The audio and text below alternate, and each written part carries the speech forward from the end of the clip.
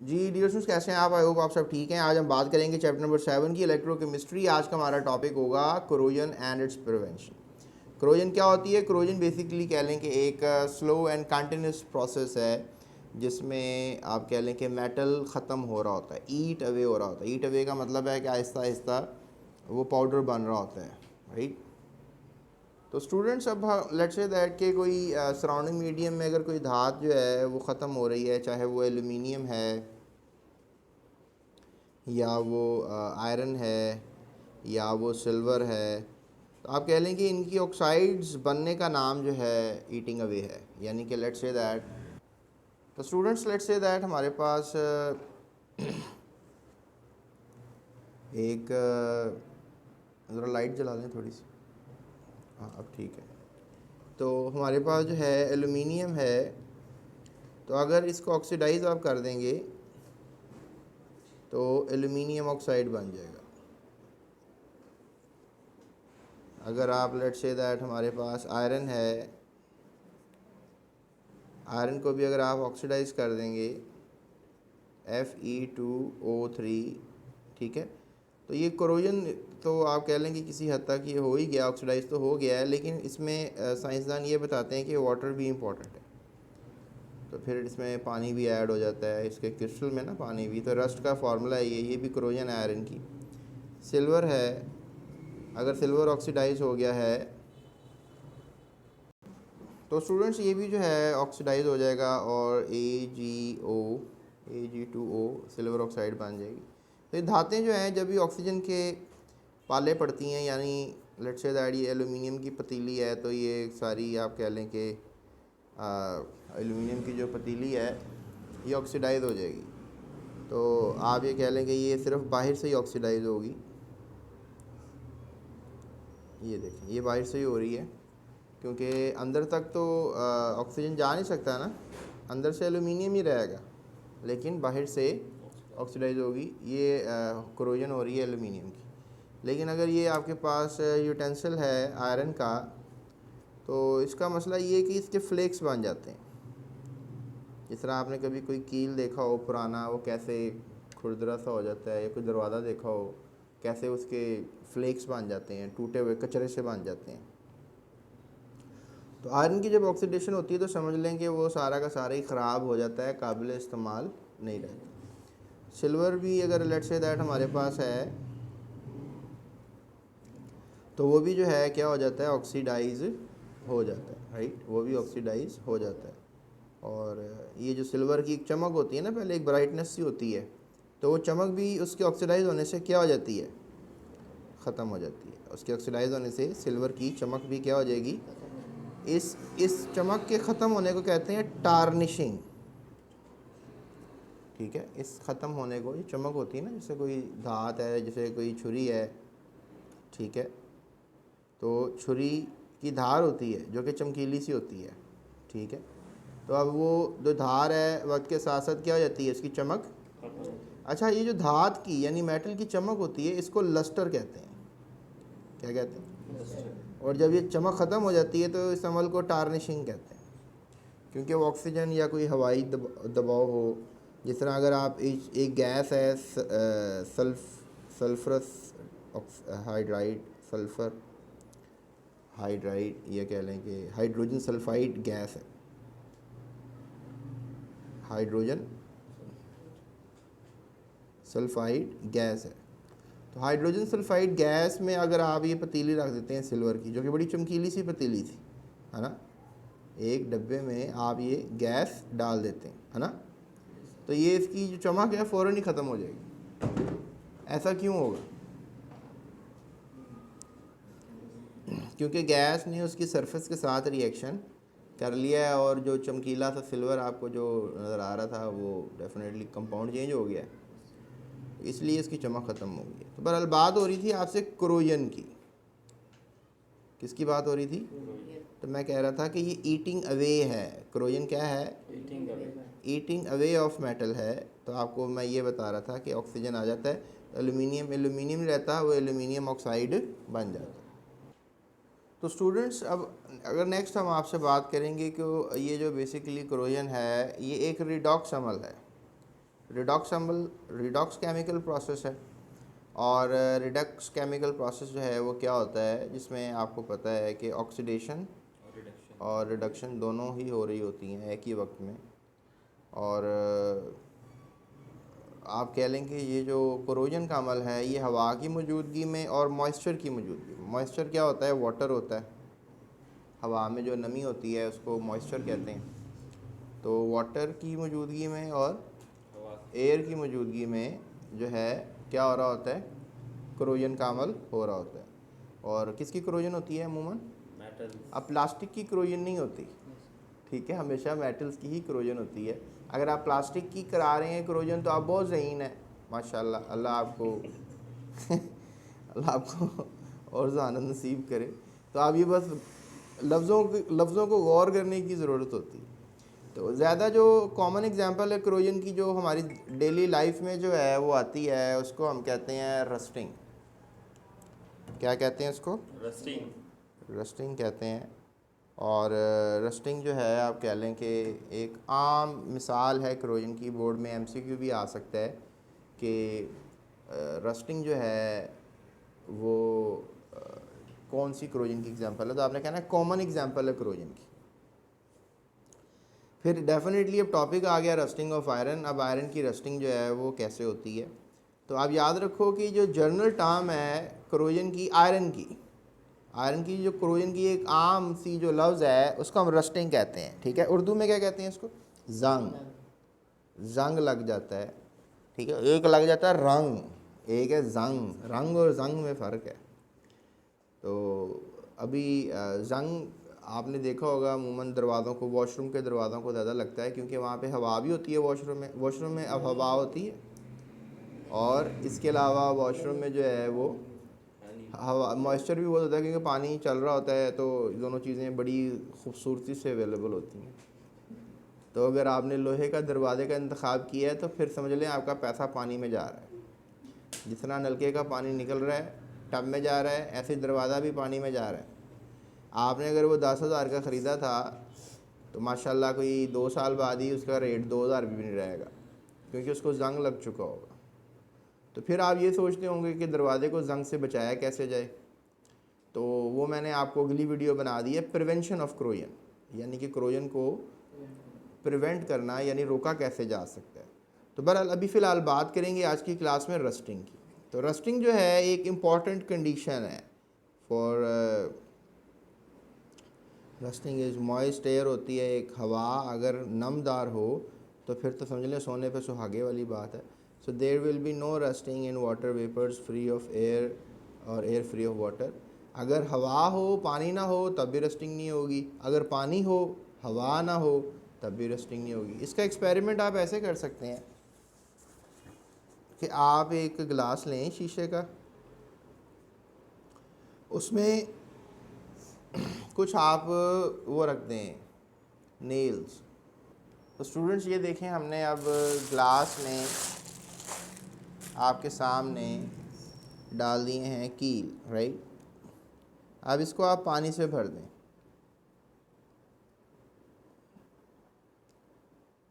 और इसको आप ग्लास को ढक दें। अब ढकने से ये होगा कि हवा जो है हवा अंदर नहीं जाएगी, ठीक है। और यहाँ पे ओपन होगा। आप बाथरूम की खिड़की में रख दें बेशक ये ग्लास, बाथरूम में हर बाथरूम में खिड़की होती है, एग्जॉस्ट की जगह होती है, वहाँ आप रख दें। तो आप देखेंगे कुछ अरसे बाद ये जो कील हैं लोहे के, इनको रस्ट लग चुका होगा, और यहाँ पे इनको नहीं लगेगा रस्ट।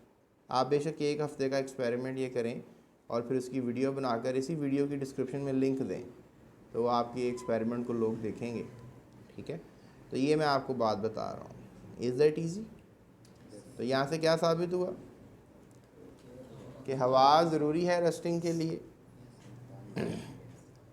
अगर लेट्स से दैट आप एक और ग्लास लेते हैं और उसमें कुछ भी पानी नहीं लेते, आप उसको ढक देते हैं, इसमें पानी नहीं है और इसमें भी आप 2 कील रख देते हैं, लेट्स से दैट मैं 2 और ले लेता हूँ। तो अब यहाँ पर अब इसमें सिर्फ हवा है और ऊपर से आपने ढक दिया हुआ है कि मॉइस्चर ना आए, वाटर ना आए, तो फिर क्या होगा? ये भी इसको भी रस्ट नहीं लगेगा। इसको रस्ट नहीं लगेगा, इसको भी रस्ट नहीं लगेगा, इसको रस्ट लग जाएगा। तो आज की क्लास में हमने सीख लिया कि रस्टिंग के लिए कंडीशन क्या है। तो ये जो लाइन है अब हमें समझ आ गई होगी कि रस्टिंग के लिए कंडीशंस क्या हैं, what are the conditions for rusting, ये भी आपको पता लग जाना चाहिए। फिर अगला सवाल है जी, हम केमिस्ट्री स्टडी करते हैं रस्टिंग की, कि आखिर रस्टिंग का जो प्रोसेस है वो कैसे होगा। तो सवाल भी लिखा हुआ है एक्सप्लेन केमिस्ट्री ऑफ रस्टिंग। तो ये सारा फिर इसका लॉन्ग आ सकता है आपको ये, ठीक है, तो लॉन्ग के तौर पे भी आप इसको तैयार कर सकते हैं। लेकिन ये है कि अगर लॉन्ग आ जाता है तो 1 2 3 4 इक्वेशंस हैं इसकी, ये आपने चारों इक्वेशन जो हैं वो याद रखनी है और फिर ये डायग्राम भी बनानी है, ठीक है। अगर केमिस्ट्री ऑफ रस्टिंग आ जाता है तो 4 इक्वेशंस लिखेंगे और साथ डायग्राम्स भी लाजमी बनाएंगे। तो ऐसा करते हैं कि इन इक्वेशंस को थोड़ा सा समझने की कोशिश कर लेते हैं। So strains and dents on the surface of the iron provide sites for the process to occur. यानी कि अगर कोई आपके पास, जिस तरह ये तस्वीर में आपको नज़र आ रहा है, ये डेंट पड़ गया, ये एक शीट है आयरन की, ये सारी क्या है, एक शीट है आयरन की। लेट्स से दैट हम इधर बना लेते हैं, ठीक है। ये आपके पास आयरन की शीट है। अब देखें ये बिल्कुल स्ट्रेट है, इसमें कोई डेंट नहीं है। लेट्स से दैट कि अब मैं ये शीट बनाता हूँ और यहाँ पे देखें मैंने ये क्या कर दिया, इस शीट में मैंने डेंट डाल दिया। गाड़ी में जब बेटा टांगा के लगता है तो दरवाजे में डेंट पड़ जाता है, और अगर कोई मुक्का मारे आपको, चपेट लगाए, थप्पड़ लगाए, तो डेंट पड़ जाता है जबड़े में। तो मजाक कर रहा हूँ। तो यहाँ पर आप आयरन की शीट पे भी देख सकते हैं कि डेंट पड़ गया हुआ है। अब मुझे नहीं पता ये डेंट कैसे पड़ा है, मतलब आप जो वॉशरूम का दरवाज़ा खोल रहे थे, धक्का मार के खोला आपने, तो दरवाजे में डेंट डाल दिया आपने। एमरजेंसी में बेटा हो जाता है, मैं समझ सकता, लेकिन ये चलो ख्याल करना चाहिए। तो स्टूडेंट्स डेंट का ख्याल करना है आप। This region is called anodic region. ये जो जहाँ डेंट पड़ा है, आज के बाद वो डेंट वाली जगह आपने डेंट नहीं कहना, उसको एनोडिक रीजन कहना। और आयरन बेसिकली डेंट वाली जगह से अपने इलेक्ट्रॉन्स को लूज़ कर देता है, ठीक है। तो आपने ये इक्वेशन याद रख लेनी है। ये देखें ऑक्सीडेशन हुई है ना आयरन की, क्या ये ऑक्सीडेशन हुई है, और ऑक्सीडेशन आपको पता है कि हो गई है, बस अल्लाह ने करवा दी है, डेंट पड़ गई।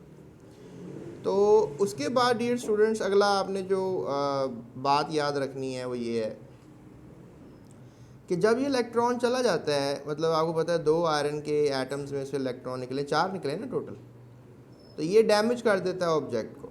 मतलब अब आपको पता है कि शीट के अंदर इलेक्ट्रॉन दनाते फिर रहे हैं, वो कहीं ना कहीं तो जाके टिकाने लगेंगे ना। यहाँ से 4 इलेक्ट्रॉन अगर निकले हैं तो वो किसी न किसी पोजीशन पे जाके टिकाने लग जाएंगे। तो the loss of electron damages the object, ये आपको याद रखना है। जो इलेक्ट्रॉन फ्री फिर रहे हैं वो ख़तरनाक हैं। Free electrons move through the iron sheet, वो इलेक्ट्रॉन फ्री फिर रहे हैं until they reach to a region at relatively high oxygen concentration near the surface surrounded by water layer as shown in figure। यानी कि अब वो electron जो हैं वो वहाँ पे चले गए जहाँ पे ऑक्सीजन बहुत ज़्यादा थी, ठीक है, हाई कंसनट्रेशन ऑफ एयर यानी ऑक्सीजन, और वाटर भी है यहाँ पे, याद रखो गीलापन भी होगा, दरवाज़ा बाथरूम का गीला भी है, हवा भी है, और ब्लू ब्लू है पानी पानी। तो ये बस याद रखिएगा, दुनिया में कुछ बातें याद रखने के लिए होती हैं, ये बात भी याद रखिएगा। आप याद रख पा रहे हैं? अच्छा, ऑक्सीजन जो है अब वो क्या सीन करने वाला है, देखें बेटा, पहले सीन करेगा फिर शीन करेगा। Oh sorry. तो ये ऑक्सीजन जो है, ये कह लें कि जो इलेक्ट्रॉन्स हैं, जतन मुरब्बा खा गया बाबा, ये क्या हो गया, ऑक्सीजन जो है ये बेसिकली इलेक्ट्रॉन्स के साथ जो है ऐड हो जाएगा हाइड्रोजन आयंस की मौजूदगी में। अब एक नया पेंडोरा खोल दिया मैंने इस बात में, यानी कि अब पानी में ना सिर्फ पानी होना चाहिए बल्कि हाइड्रोजन आयंस भी होने चाहिए। तो याद रखिएगा ये हाइड्रोजन आयंस अगर पानी में है, लेट्स से दैट ये जगह है जहाँ पे हवा बहुत ज़्यादा है, पानी भी है और अंदर हाइड्रोजन आयंस भी हैं, ये 3 चीज़ें हो गई। वैसे भी पानी में हाइड्रोजन आयंस होते हैं।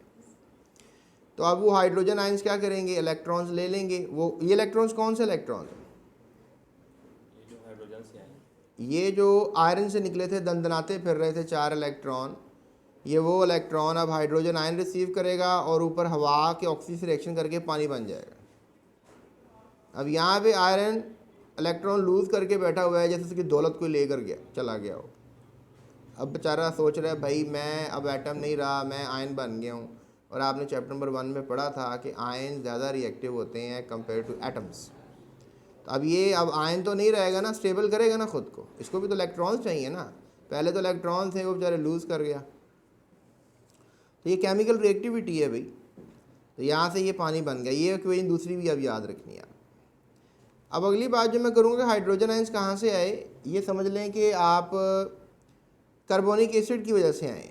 यानी कि पानी में कार्बोनिक एसिड बन जाता है। जब हवा में कार्बन डाइऑक्साइड बहुत ज़्यादा होती है तो पानी और कार्बन डाइऑक्साइड मिलकर कार्बोनिक एसिड बनाते हैं, H2CO3। H2CO3 को आप लिख सकते हैं H+ में और H+ में, और CO3 -2 में। तो ये आपको पता होना चाहिए। अभी हाइड्रोजन आयन आ गए ना, और कार्बोनेट आयन आ गए। कार्बोनेट आयन का कोई लेना देना नहीं है रस्टिंग के अमल में, लेकिन हाइड्रोजन आयन का लेना देना है। ये मैंने आपको बता दिया है कि 4 हाइड्रोजन आयंस 4 इलेक्ट्रॉन को पकड़कर ऑक्सीजन की मदद से पानी बनाकर ठुस होकर आराम से बैठ जाएंगे। ठीक है, चलें स्टूडेंट्स, होप सो कुछ समझ में आ रही होगी। उसके बाद ये कार्बोनिक एसिड जो है, कह लें कि एक इम्पॉर्टेंट एलिमेंट हो गया, कंपाउंड हो गया, क्योंकि ये रस्टिंग को बढ़ा रहा है। यानी हवा में अगर कार्बन डाइऑक्साइड ज़्यादा होगी, कार्बोनिक एसिड ज़्यादा बनेगा, और कार्बन डाइऑक्साइड का हवा में होना रस्टिंग को प्रमोट करता है। ठीक है, याद रखिएगा। ये आपसे बल्लाज की बात है, बल्लाज। कार्बोनिक एसिड कब बनेगा? जब हवा में कार्बन डाइऑक्साइड ज़्यादा होगी, और कार्बन डाइऑक्साइड का ज़्यादा होना रस्टिंग को प्रमोट करता है। So which is form because of presence of carbon dioxide in water. ठीक है, कार्बोनिक एसिड कार्बन डाइऑक्साइड और वाटर की वजह से बना, जिस वाई एसिडिक मीडियम एक्सेलरेट्स। और पानी क्या हो गया, कार्बोनिक एसिड की वजह से एसिडिक हो गया। तो पानी जब एसिडिक होगा तो वो रस्टिंग ज़्यादा करेगा। यानी आप जब कार्बन डाइऑक्साइड हवा में ज़्यादा बढ़ाएंगे तो फिर रस्टिंग ज़्यादा होगी। शहरों के अंदर रस्टिंग ज़्यादा होती है कि गांव में ज़्यादा होती है? बेटा, जहाँ कार्बन डाइऑक्साइड ज़्यादा होगी वहाँ पर रस्टिंग ज़्यादा होगी, चाहे वो शहर हो चाहे गाँव। अच्छा, ओवरऑल रिएक्शन अगर हम लेट से दैट कर रहे हो अब क्या सीन हो रहा है कि शीन हो रहा है। ये भाई, ये देखो, आयरन ने इलेक्ट्रॉन छोड़े, हाइड्रोजन आयन ने पकड़े, पानी के साथ मिला, और ये हो रहा है भाई। ये दुनिया में ये दो इक्वेशन का इकट्ठा बना दिया। ठीक है, इन दो इक्वेशंस को मैंने प्लस किया, इन दो इक्वेशन नंबर 1 इक्वेशन नंबर 2, तो ये इक्वेशन बन गई थर्ड इक्वेशन। क्लियर, याद रह जाएगी ना? चलो, नहीं याद रह जाएगी तो बेटा 17 मिनट की वीडियो एक दफ़ा और देख लेना, होश ठिकाने आ जाएगी। अच्छा, उसके बाद चलते हैं हम अब आयरन को, जो यहाँ पे बेचैन आत्मा बन के बैठा हुआ है एनोड के ऊपर। अच्छा, एक और चीज़ तुम्हें बता देता हूँ। अब जहाँ पे ऑक्सीजन ज़्यादा था, पानी ज़्यादा था, हाइड्रोजन आयंस थे, वो जगह कैथोड कहलाती है। क्या कहलाती है? एनोडिक रीजन था। कौन सा एनोडिक रीजन था? जहाँ डेंट पड़ा हुआ था। और जहाँ पे हवा ज़्यादा है, पानी ज़्यादा है, हाइड्रोजन आयंस ज़्यादा हैं, वो जगह कैथोडिक रीजन कहलाती है, क्योंकि वहाँ पे इलेक्ट्रॉन एब्जॉर्ब हो रहे हैं। जहाँ से रिलीज़ हो रहे हैं, जहाँ से ऑक्सीडेशन हो रही है, वो एनोड है। जहाँ इलेक्ट्रॉन रिसीव हो रहे हैं, वो कैथोड है। ठीक है जी, बाबा जी की गल समझ आ गई? ओके। उसके बाद dear my students, so iron जो है क्या करेगा, वो पानी के साथ रिएक्ट करेगा, और लो जी, कमाल हो गया, आयरन भी पागल हो गया। अब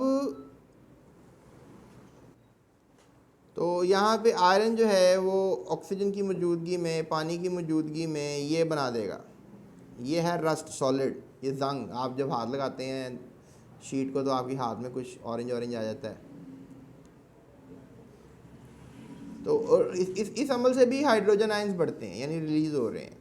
तो ये इक्वेशन नंबर 4 है, ये भी आपने मेमोराइज़ कर लेनी है। ठीक है, अब आप सवाल करेंगे सर ये हाफ क्यों है, ये 2 + n क्या होता है? बेटा छोड़ दें, इतना दिमाग को खर्च नहीं करना।